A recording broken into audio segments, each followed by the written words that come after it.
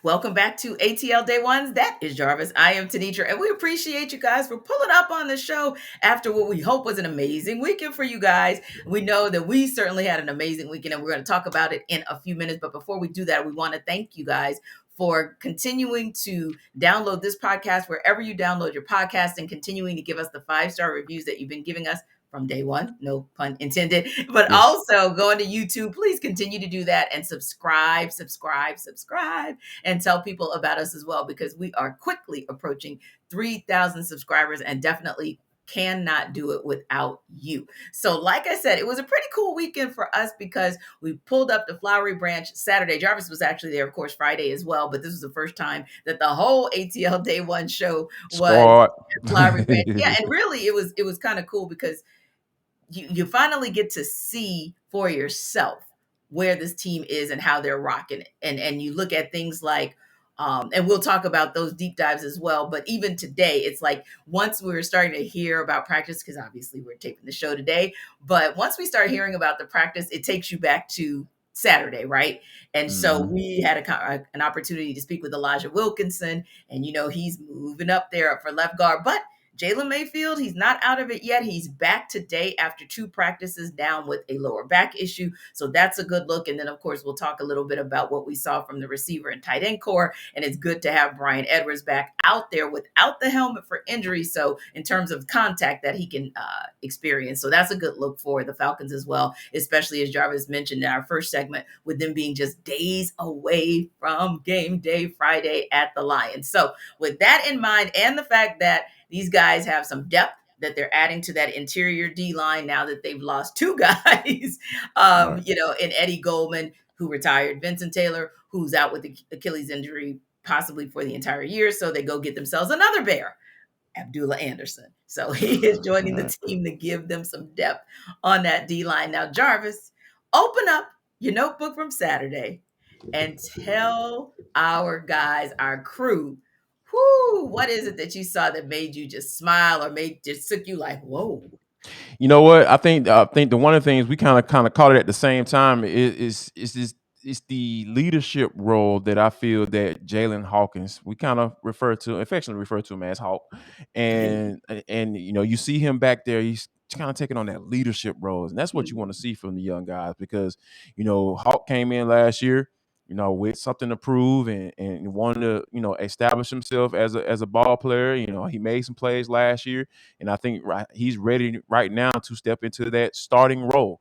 And Mhm. I think that you can kind of see the communication between he and Michael Walker when they were talking about a Yes. specific Yes. play and Mhm. how, okay, here's how we handle this. Here's how we should have done this. Here's how we think about it when you approach it, when you're talking about this particular play or what was Mhm. going on that particular play. I think that's the thing that those are the type of little things that I get excited about because a lot of little things add up to be one big good thing. And I Oh, think and absolutely. that's another thing that stood out to me is just that I really feel like it may be a little bit early on to you, but I Mhm. think this defensive unit is going to be better than this offensive unit this year. And I think that Oh, yeah. it's going to be we're going to see 360. No, I'm gonna say 180. Yeah. 180 per view from this year in comparison to last year. Oh, I can't agree with you more. I was at a party yesterday, and once people figure out what it is that we do for a living, they want to talk ball. So Yes, I'm like, Lord. okay, let's talk ball. Okay, we can talk ball if you want to. Or sometimes, Yes. Jarvis, I'll just sneak up on them and they don't know what I do for a living. And they're Hmm. like, okay, she knows what she's talking about. But the point that I made to those guys, I said, tell me, how many sacks did the Falcons have last year? How many sacks did Lorenzo Carter have last year? That was the example that I gave him. And I Right. said, I'm telling you, Falcons fans, you guys need to be ready. You're going to be pleasantly surprised with what this defense is going to be able to do. First of all, year number 2 under Dean Pease. Let's just start right there. And you said something that's so critical. That's the communication piece. We Right. cannot take that for granted because what you were talking about is essentially secondary communicating with the linebacker core.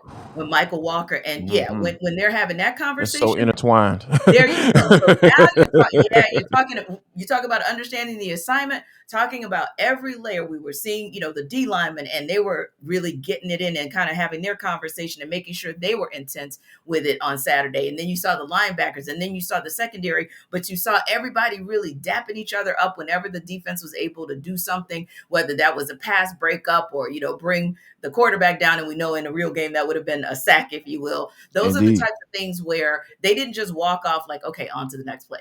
They came back together, talked about what just happened, and reset themselves for that next play. If you don't think that's critical, then go back and hear some of the things that Arthur Smith said last year, that Dean Pease has talked about this season in terms of what they think they can do with the players and the talent that they have. But before we continue with our notebook from Saturday, Jarvis, tell the guys why we, in addition to, of course, being amped about being at training camp Saturday, why we are also excited on a Monday. No doubt about it, because you know what I got my day started off with on Saturday? Coffee AM. I absolutely was looking forward to it, T, because they even got they got the little K cups. You can drop that bad boy, and it's coffee Right. imported straight from Kenya. This is the best small batch coffee roaster in the entire country. And guess what? It's Yeah. right in our backyard. Those of Mhm. you who watch this podcast or listen to this podcast, Yes. go to coffeeam.com/locked on. I'm gonna tell you about a little special treat we got for you. So don't Mm. go anywhere. Stick right there, because this is something that you talk about the freshest coffee that you can get, right? And most of Mhm. the coffees are roasted and Yeah, shipped the same day, or love it. as close as you possibly can get to being the same day. They're right there for you. They got a huge selection. They got coffees from all over the world, like I Mhm. mentioned. Organic, fair trade, direct trade, expertly crafted blends, espresso, and flavored coffees, gourmet teas, and more. That's pretty Ask cool. T about the tea. She got you, because Yes. she been on it ever since they Green sent tea. that tea care package. She has been on the coffee AM. Now, remember when I told you about that little deal we got going on, right? It's just for you listeners, viewers, all out there. Listen up right now. Stop what you're doing. Go to coffeeam.com/locked on. Enter the coupon code for 15% off all coffees, teas, and gift sets. Guess what the Yes. code is? Locked on. How easy is that? Go right now. Go to coffeeam.com/locked on. Drop in that coupon code locked Yeah. on, and you'll get 15% off your first purchase. Go Yeah. right now. And I'm excited because that was my first gifting of Coffee AM to my girl who had a birthday party. She's getting ready to start the school year. She is an amazing educator at one of our local high schools. And I put a Indeed. little note in there and I was like, oh, this ought to get you going on day one. So Yes. I can't wait to hear what she has to say, because I figured, like Jarvis said, don't keep it a secret, right? We know about Coffee AM. Now you do as well. So Jarvis, back to the notebook. We talked about what we saw on defense that really, really got our juices going, got us encouraged. But there was something that you caught, and I was like, man, Jarvis caught it. I didn't catch it, but I love it that you caught this one particular play on offense that had everybody going, man, listen. Remember? Yes, I do. Felipe Franks, like this dude, like every time, like I'm not sitting up here acting like Felipe Franks out here dogging AJ Terrell in one-on-ones. I'm not Right. saying that, but Yeah, what I don't get it am twisted, saying, people. yeah, like yeah, hold it, Yeah. hold what you got for a second. But I think that when you look at what he's doing, he's Mm-hmm. transitioned to a new position. Yes. And when I look at one-on-ones and see how he's working, I see how he's able to, beat the man in front of him.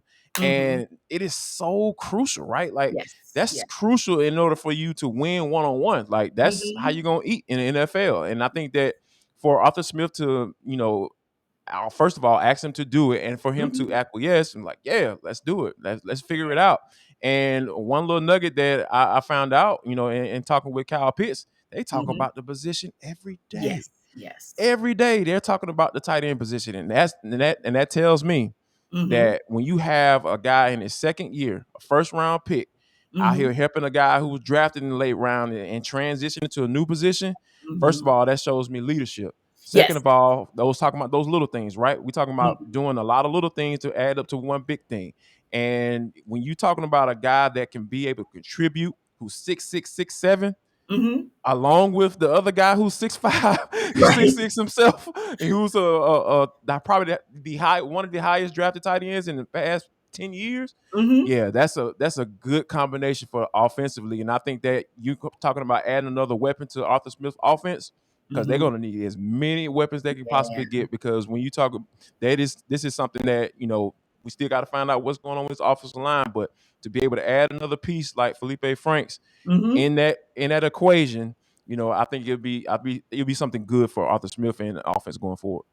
Yeah, and for me, it was Marcus Mariota. That was my first opportunity to see him with the ones. I had seen Desmond Ritter do a little something before, but that was my first opportunity seeing him.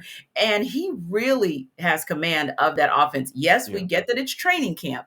And yes, we know that there have always been challenges, unfortunately, for him injury wise. Right. So that's the durability is probably always going to be the question. I don't think anything else ever was, but the arm strength is there.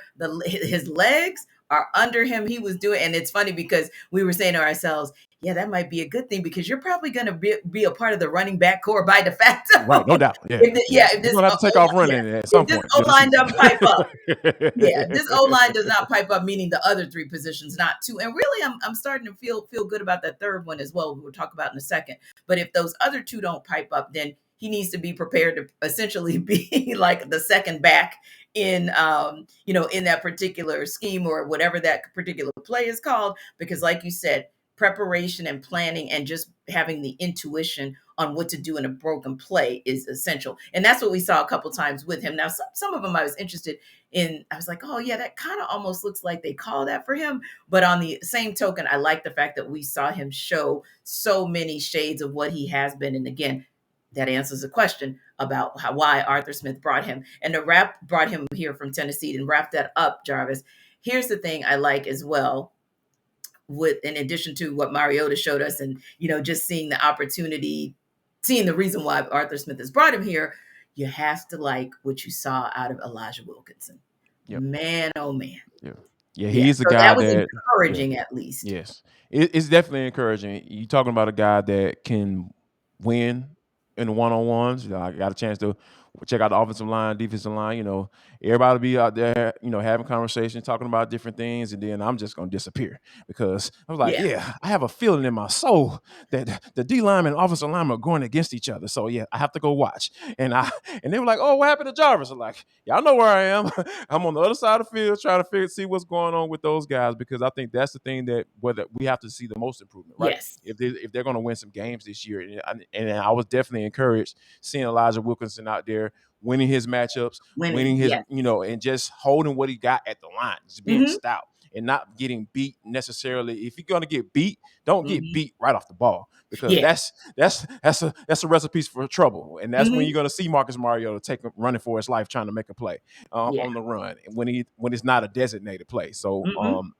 it's encouraging to see those type of things, because we've seen Jalen Mayfield get beat, and Yeah. even before he went down with the back injury. Of course, some were saying that he was dealing with those injuries, but that's Mm-hmm. what we saw last year when he was Yeah. fully healthy. So I think those are some of the things that I think that that really kind of makes you feel at ease, and Yeah. have one less position to worry about on the offensive line.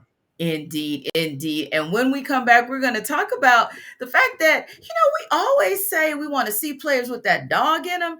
Well, you don't have to worry about that anymore for the Hawks. We'll talk about it on the other side and for the culture.